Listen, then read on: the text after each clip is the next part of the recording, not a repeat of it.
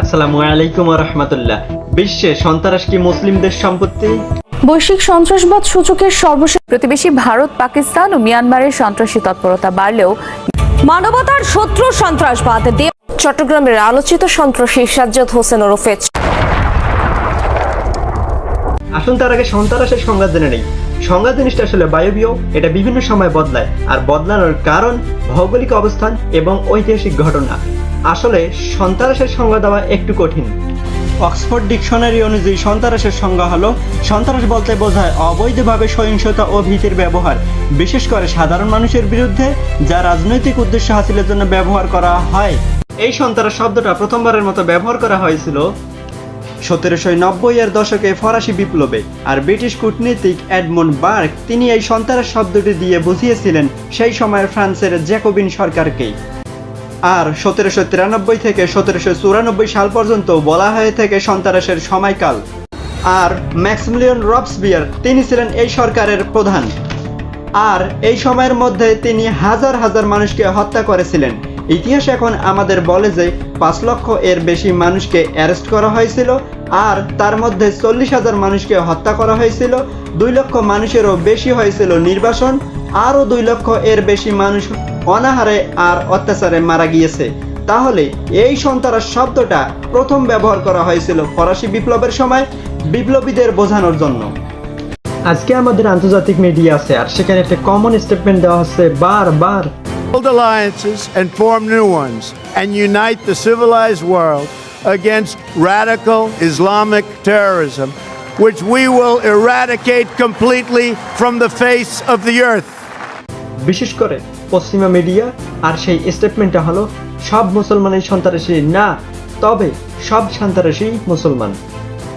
আর এই স্টেটমেন্টটা এখন ইন্ডিয়াতে চলে এসেছে, বিশেষ করে 2006 সালের 11 জুলাই এর পর বোম্বেতে ট্রেনের ভিতরে সেই বোমা বিস্ফোরণের পর, বিশেষ করে বোম্বেতে। আর ঠিক এই কারণে ইন্ডিয়াতে সবাই বলছে সব মুসলমানই সন্ত্রাসী নয়, তবে সব সন্ত্রাসী মুসলমান। আসুন আমরা দেখার চেষ্টা করি ইতিহাস কি বলে। আমরা জানি 1914 থেকে 1918 সালে শুরু হয়েছিল প্রথম বিশ্বযুদ্ধ, আর এই বিশ্বযুদ্ধ শুরু হয়েছিল দুজন ব্যক্তিকে হত্যা করার কারণে। তারা হলো অস্ট্রো হাঙ্গেরি সিংহাসনের উত্তরাধিকারী আর্চ ডিউক ফ্রান্স ফার্দিনান্দ ও তার স্ত্রী সোফি, আর তাদেরকে হত্যা করেছিল গাভরিলো প্রিন্সিপ। এই গাভরিলো প্রিন্সিপ ছিলেন একজন অমুসলিম খ্রিস্টান। আর এই প্রথম বিশ্বযুদ্ধে প্রায় 15 মিলিয়ন মানুষ মারা গিয়েছিল। চিন্তা করতে পারেন, একজন অমুসলিম খ্রিস্টানের কারণে সারা বিশ্বে 15 মিলিয়ন মানুষ মারা গিয়েছিল। আর বর্তমানে কোনো মিডিয়া আমাদের দেখাইতে পাবে না যে একজন মুসলিম সন্ত্রাসীর কারণে সারা বিশ্বে 15 মিলিয়ন মানুষ মারা গিয়েছে।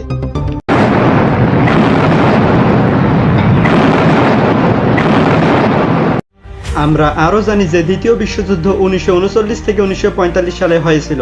আর এই দ্বিতীয় বিশ্বযুদ্ধ হওয়ার পেছনের কারণ হলো প্রথম বিশ্বযুদ্ধের পরের অবিচার, হিটলারের আগ্রাসী নেতৃত্ব, জাতিসংঘের ব্যর্থতা এবং পোল্যান্ড আক্রমণের মাধ্যমে দ্বিতীয় বিশ্বযুদ্ধের সূত্রপাত ঘটে। আর এরা ছিল প্রত্যেকেই অমুসলিম ক্যাথলিক খ্রিস্টান। আর দ্বিতীয় বিশ্বযুদ্ধে প্রায় 7 কোটি মানুষ মারা গিয়েছিল। দ্বিতীয় বিশ্বযুদ্ধে সারা বিশ্বে 7 কোটি মানুষ মারা গিয়েছিল এই অমুসলিম ক্যাথলিক সন্ত্রাসীদের কারণে। কিন্তু তারপরেও পশ্চিমা মিডিয়াগুলো ভালো করে প্রচার করে মুসলিম সন্ত্রাসী, মুসলিম সন্ত্রাসী। তাই আরো গভীরে আমরা একটু কেস স্টাডি করে প্রমাণ করে দেখি।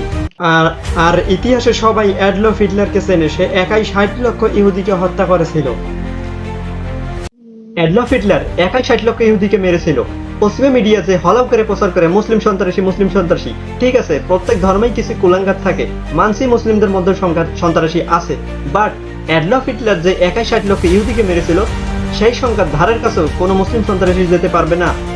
সমস্ত এভিডেন্স শেষে আমরা একটা সিদ্ধান্তে আসতে পারি যে পৃথিবীতে যত বড় বড় যুদ্ধ হয়েছিল তার সবটাতে অমুসলিমদের প্রত্যক্ষ এবং পরোক্ষভাবে ভূমিকা ছিল। শুধুমাত্র বিবিসি, সিএনএন আর রয়টার্সের নিউজ দেখে আমরা কোনো সিদ্ধান্তে আসতে পারি না। সুতরাং বিশ্বে সন্ত্রাস মুসলিমদের একচেটিয়া সম্পত্তি না। Terrorism is not monopoly of Islam. The case is proved.